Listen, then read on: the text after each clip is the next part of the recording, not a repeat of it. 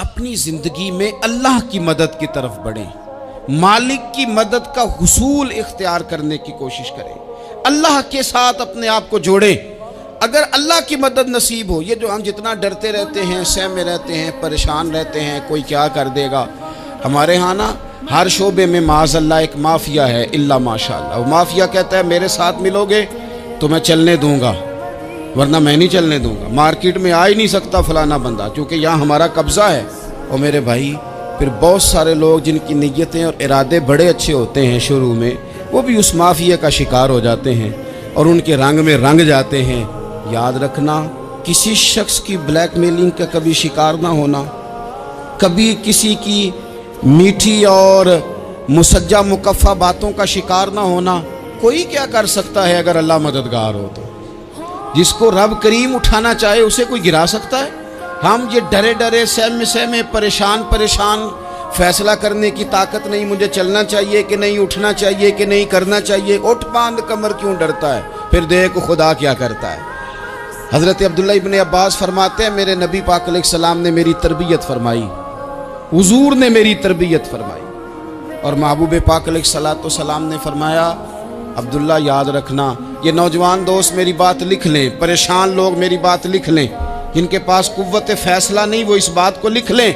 حضرت عبداللہ ابن عباس فرماتے ہیں میرے نبی پاک علیہ السلام نے مجھ سے فرمایا تھا عبداللہ سن، اگر ساری دنیا مل کے تیرا کوئی نفع کرنا چاہے کر نہیں سکتی جب تک میرے رب کی رضا نہ ہو، اور فرمایا ساری دنیا مل کے تیرا کچھ بگاڑنا چاہے تو عبداللہ بگاڑ نہیں سکتی جب تک رب کریم کی حکمت کا تقاضا نہ ہو۔ لوگوں سے ڈرنا، لوگوں کی طرف دیکھنا، ماحول دیکھ کے اپنے راہ کا تعین کرنا، ہر بندے کے خیالات کے مطابق ڈھلنے کی کوشش کرنا، فلانا نہ ناراض ہو جائے، فلانا نہ ناراض ہو جائے، وہ جس نے ہونا ہو جائے، بس رب رسول ناراض نہ ہو۔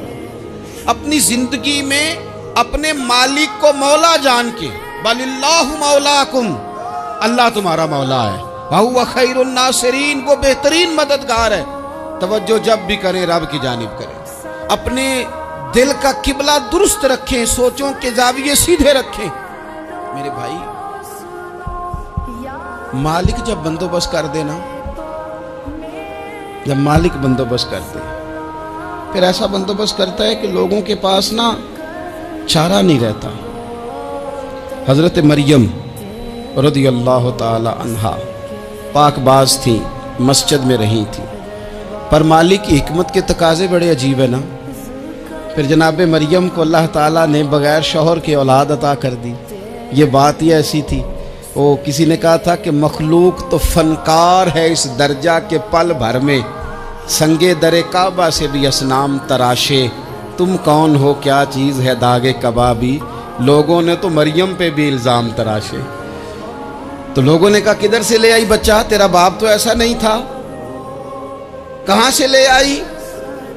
اللہ کرے میں آپ کو سمجھا سکوں، ذرا اپنے آپ کو وہاں کھڑا کریں کہ ایک پاک باز عورت، پاک باپ کی بیٹی، طیب ماں کی بیٹی، اور اللہ کے گھر میں پرورش پانے والی خاتون، ایک وہ وقت اور ایک یہ وقت کہ اس عورت کو کٹہرے میں کھڑا کر کے پوچھا جا رہا ہے کہ معاذ اللہ تیری گود میں بچہ جائز نہیں ہے، کہاں سے لائی ہے؟ اب خود سے صفائیاں بندہ کتنی کو دے، کتنی کو وضاحتیں کرے۔ اور میں نے تو اپنی زندگی میں دیکھا ہے زیادہ وضاحت دینے والے کو بھی لوگ جھوٹا سمجھنے لگ جاتے ہیں، زیادہ وضاحت دینے پر بھی لوگ کمزوری کا اظہار سمجھتے ہیں کہ کمزور پڑ گیا۔ آپ صلح کی کوشش کرتے ہیں، سامنے والا بزدل سمجھ لیتا ہے، زیادہ وضاحتیں بھی کمزور کر دیتی ہیں۔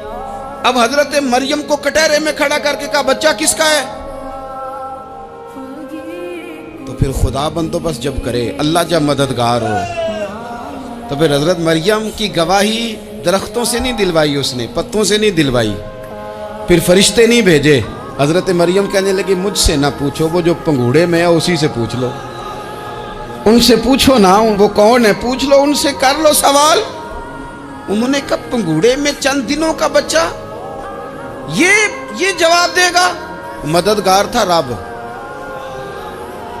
ان کی برات کا اعلان کرنا تھا مالک نے، اور جب مالک اعلان کر دے، جب مالک تیری صفائی دینا چاہے، جب مالک تجھے دنیا کے سامنے نکھارنا چاہے، تو پنگوڑے میں لیٹے حضرت عیسیٰ بول کے کہنے لگے انی عبداللہ آتانی الکتاب، فرمایا میں اللہ کا بندہ ہوں، رب نے مجھے کتاب عطا کر کے نبی بنا کے دنیا میں بھیجا ہے، میں اللہ کا بندہ ہوں، کتاب لے کے آیا ہوں، نبی بن کے آیا ہوں۔ پھر پنگوڑے سے اعلان ہو گیا، پھر بچہ بول پڑا۔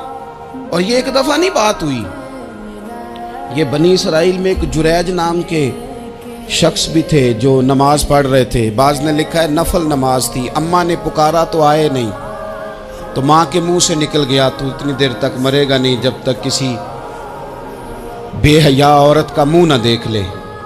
تو وہ عبادت گزار تھے، لیکن لوگوں نے ان کی عبادت، ریاضت، پرہیزگاری کو نہیں دیکھا، بس ایک عورت کو بھیج کے الزام لگوا دیا۔ وہ عورت آیا جایا کرتی تھی، اب آ جاتی ہیں عورتیں، مسئلہ پوچھنے کی نیت سے بھی آ جاتی ہیں۔ ماحول میں کچھ جگہ ایسی بھی ہیں جہاں عورتیں دم کرانے کے بہانے آ جاتی ہیں۔ وہ خاتون آتی جاتی تھی اس خانقاہ پہ، آستانے پہ، یہ بخاری میں موجود ہے، پھر اس نے کہا میری گود میں جو بچہ ہے یہ انہی کا ہے۔ مجھے بتائیں کیسے بندہ وضاحت دے؟ حالات خراب ہو گئے، لوگ کٹیا جلانے لگے، ماحول اور طرح کا بن گیا۔ میرے نبی پاک علیہ الصلوۃ والسلام فرماتے ہیں پھر اس رب کے بندے نے کہا مالک تو کریم ہے، تیری مشیت کا تقاضا آیا جو میری ماں نے جملے بولے تھے، پر اب میں وضاحت دینے کے قابل نہیں رہا، اب تو ہی کرم کرے گا تو دروازہ کھلے گا۔ تو وہ چند دنوں کا بچہ پنگوڑے میں بول کے کہنے لگا میں اس درویش کا نہیں، میں تو فلانے چرواہے کا بچہ ہوں، وہ جو بکریاں چراتا ہے۔ رب کی مدد کو پکاریں، اپنے ساتھ اپنے مالک کی مدد کو شامل کریں، تھوڑے رزق پر بھی گزارا اچھا ہونے لگ جائے گا۔ سارے لوگ آپ کو گرانے کی تدبیریں کر رہے ہوں گے اور مالک آپ کو عزتیں عطا فرما دے گا، اس کی بارگاہ سے حکمت کا تقاضا اور ہو جائے گا۔ ہم نے ساری زندگی لوگوں کو راضی کرنے میں گزار دی، ساری زندگی بڑھاپا آ گیا بچوں کو پالتے، اور بچوں نے آخری عمر میں کہہ دیا ابا اگر کوئی ڈھب کا کام کر لیتے تو آج ہمارے دن بھی پھر نہ جاتے۔ ساری زندگی گزار دی بہن بھائیوں کو راضی کرنے میں، ساری زندگی گزار دی ذمہ داریاں اٹھانے میں، ان کو 99 دفعہ دیا، ایک دفعہ نہیں دیا تو انہوں نے کہہ دیا تو نے تو کبھی دیا ہی نہیں، تو تھا ہی نہیں۔ ساری زندگی محلے داروں، علاقے والوں کو راضی کرنے میں گزار دی۔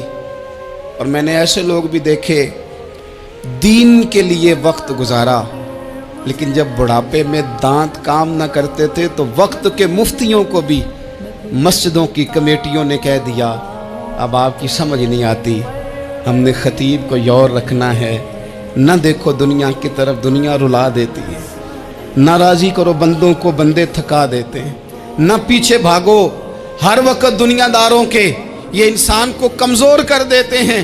وہ تو کریم ہی بڑا ہے، 2 آنسو زمین پر بعد میں گرتے ہیں، بندے کے گناہ سارے پہلے معاف فرما دیتا ہے۔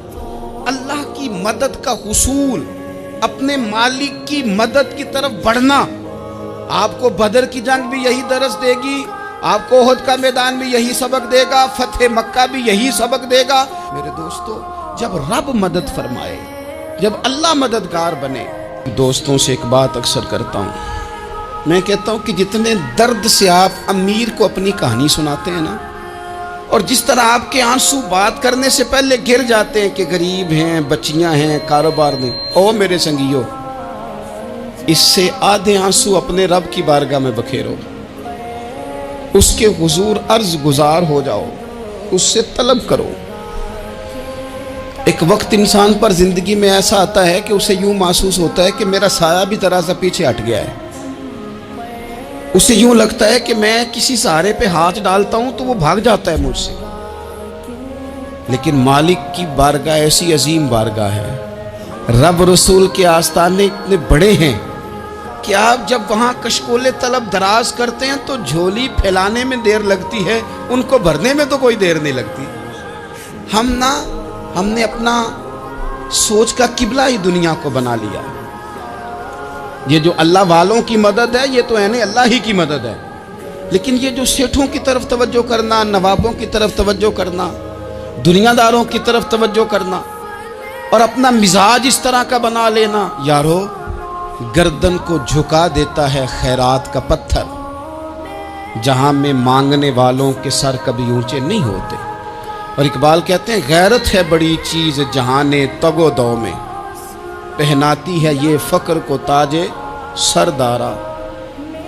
मैं अर्ज़ करूँगा कि अपनी आप जब तवज्जो का किबला अल्लाह रसूल को बनाएंगे तो रब फरमाते वयर्ज़ुक़हु मिन हैसु ला यहतसिब, मैं ना तुझे वहाँ से रिस्क दूंगा जहाँ से कभी तेरा गुमान भी नहीं गया होगा। यहाँ से भी मिल सकता है, तूने सोचा भी नहीं होगा। बुखारी शरीफ में हदीस है, हज़रत जाबिर इब्न अब्दुल्लाह फरमाते हैं नबी पाक सल्लल्लाहु अलैहि वसल्लम ने ना 300 लोगों का एक लश्कर रवाना किया किसी मुहिम के लिए, किसी जिहाद के लिए। हज़रत अबू उबैदा बिन जर्राह रदी अल्लाह ताला अन्हु अमीर लश्कर थे। फरमाते गुर्बत इतनी ज़्यादा थी, भूख इतनी ज़्यादा थी कि एक एक खजूर दिन में एक वक्त खाने को मिलती थी, और कुछ दिन ऐसे आए कि अब खजूर भी नहीं मिल रही। फरमाते इतनी ज़्यादा भूख लगी मुजाहिदीन को 300 बंदा पत्ते खा के गुजारा होने लग गया। ये बुखारी में मौजूद है। आप फरमाते कि दरिया के किनारे हमारा पड़ाव था, ठहराव था। जब भूख से निढाल हो गए ना, वयर्ज़ुक़हु मिन हैसु ला यहतसिब, अल्लाह वहाँ से रोज़ी देता है, गुमान भी नहीं होता। फरमाते एक मछली अल्लाह ताला ने दरिया के किनारे भेजी। फरमाते हैं वो थी तो मछली पर पहाड़ जितनी थी। बुखारी में लफ्ज़ हैं, हज़रत जाबिर इब्न अब्दुल्लाह रदी अल्लाह ताला अन्हु फरमाते हैं 300 आदमी 18 दिन तक उस मछली को खाते रहे, मछली ख़त्म ही नहीं हुई। मछलियाँ नहीं, मछली। कहते हैं 18 दिन 300 बंदा खाता रहा, मछली ख़त्म ही नहीं हुई। और फरमाते हैं कि उसकी हड्डी निकाल के, कांटा कहेंगे आप अपनी जुबान में, कहते वो निकाल के ना तो उसको खड़ा किया ना जब, तो ऊंट कजावे समेत उसके बीच से गुजर जाता था। 2 उसके कांटे जोड़े। फरमाते हैं वो उसका गोश्त हम खाते थे और उसकी चर्बी बतौर तेल के हम जिस्मों पे मलते थे, बीमारों को उससे सुकून आता था, तंदुरुस्ती शिफा होती थी। फरमाते हम खाया भी हमने और कुछ लेके हम मदीने भी गए, और कुर्बान जाए नबी पाक ने भी उसमें से खाया। हमने अर्ज़ की हुजूर ये मुअम्मा क्या है, ये माजरा क्या है? तो महबूब ने फरमाया तुम्हारे पास ग़िज़ा नहीं थी, रब ने तुम्हारे लिए बंदोबस्त किया है, अल्लाह ने तुम्हें दिया है। मकान शुरू कर लिया, एक साहब ने वो मकान बनाने लगे। आप वो हिसाब लगा रहे हैं, कहते हैं मेरे पास इतने पैसे हैं, इतने मैंने फ़लाने दोस्त से कहना है उसने दे देने, इतने फ़लाने रिश्तेदार से कहना है उसने दे देने, इतने फ़लाने से कहना है उसने दे देने। ये सारी कापी बना के मकान शुरू कर लिया। जो रोज़ कहता था ना कोई हुक्म हो जाते दसी, सबसे पहले उसको कहा मियाँ पैसे चाहिए। वो कहता हो कल ही मुंडा टोरिया है, कदे तू परसों दस दाते लब जाने सन। मैं आपको अपने तजर्बे की बात बता रहा हूँ। जिन लोगों का ख्याल होता है ना कि आप स्टार्ट करें फलाना काम, हम आपके साथ हैं, अल्लाह का ही कोई निज़ाम है, वो बिल्कुल भी नहीं साथ होते। लेकिन ऐसा नहीं है कि कोई साथ नहीं होता, अल्लाह ताला बड़े असबाब पैदा करता है, वहाँ से देता है जहाँ से गुमान भी। हमारा ये ज़हन बन जाता है, हम सारी अपने हिसाब से चलते, इतने रिश्तेदारों से, इतने कौन आपके साथ चलेगा, सवाल ही नहीं पैदा होता।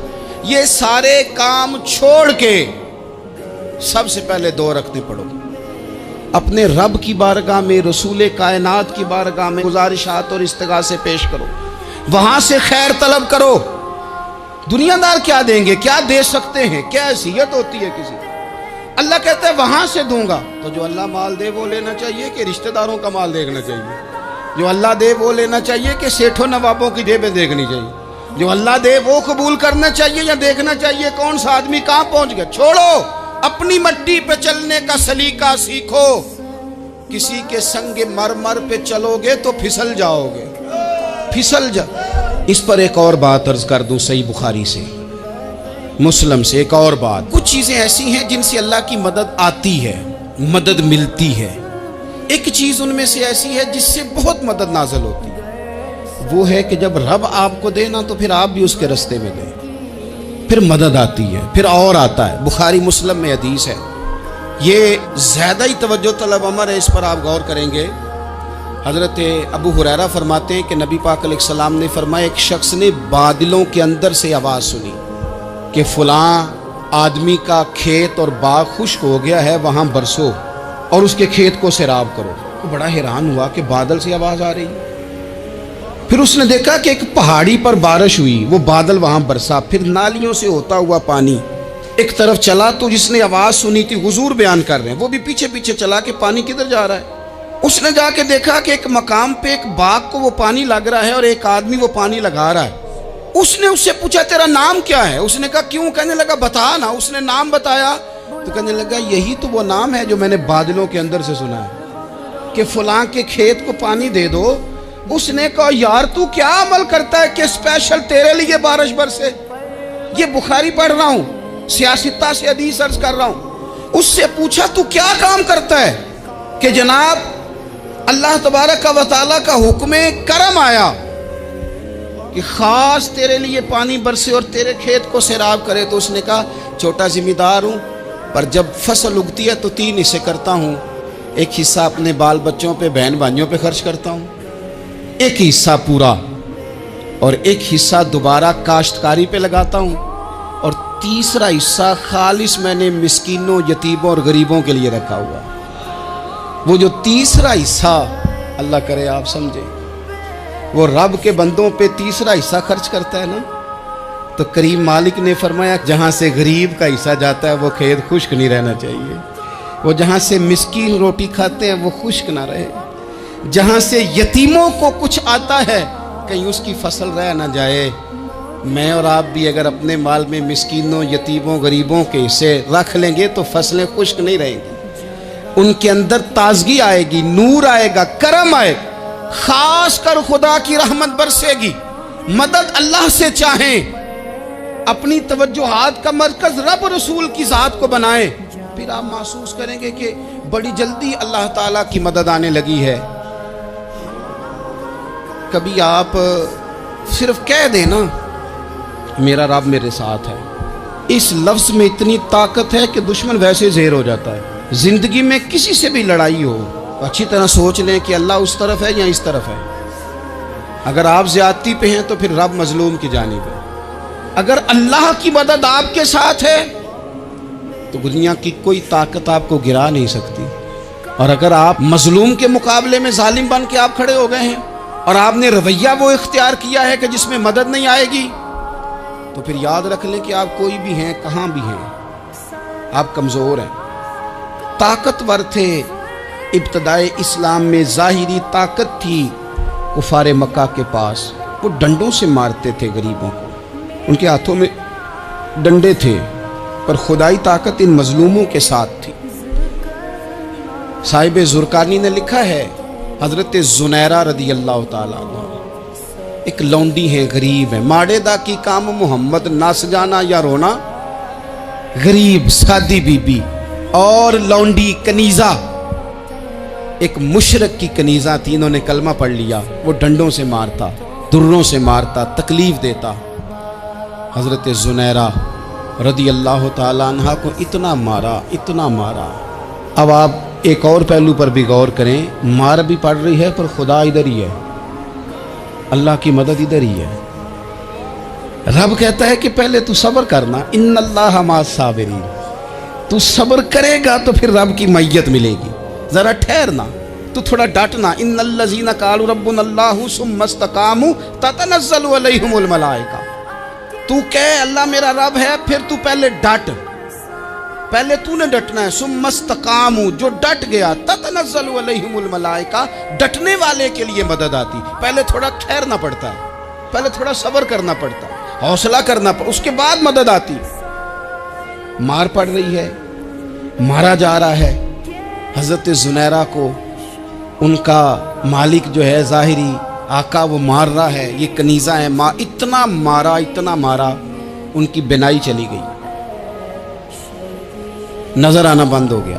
ابو جہل آیا اور کہنے لگا زنیرہ دیکھا نا ہمارے بت تیری آنکھیں لے گئے، معاذ اللہ، لات و منات ہمارے بتوں نے تجھے اندھا کر دیا۔ اب ایسا نہیں ہے کہ بی بی روتی جا رہی ہے، روتی جا رہی ہے، مایوسی مایوسی، معاذ اللہ، پریشانی، غریبی بڑی ہے، پوچھنے والا کوئی نہیں، یہ باتیں نہیں۔ کیا جملے ہیں خاتون کے، کیا لفظ ہیں۔ ابو جال نے تنزیہ کہا، معاذ اللہ، کہنے لگا دیکھا نا ہمارے بتوں نے تجھے اندھا کر دیا۔ تو تو جناب زنیرہ آنکھوں کی بینائی گئی ہے، رات کو گئی ہے، دکھ ابھی تازہ ہے، لیکن اللہ پہ جو توکل ہے، اپنے مالک سے جو رشتہ ہے وہ اتنا مضبوط ہے، اتنا طاقتور ہے، اس میں اتنی گہرائی ہے کہ حضرت زنیرہ بول کے نا اتنی قوت سے بولی، اتنی طاقت سے بولی کہ پورے کفر پر لرزہ طاری ہو گیا۔ فرمانے لگی تمہارے بتوں کی کیا اوقات ہے کہ وہ میری بینائی لے جائیں، یہ میری رب کی حکمت کا تقاضا ہے۔ جب تک اس نے چاہا زنیرہ دیکھتی رہی، اور جب اس نے چاہا زنیرہ کی آنکھوں کی بینائی چلی گئی، اور اگر وہ چاہے گا نا تو بینائی واپس بھی کر دے گا۔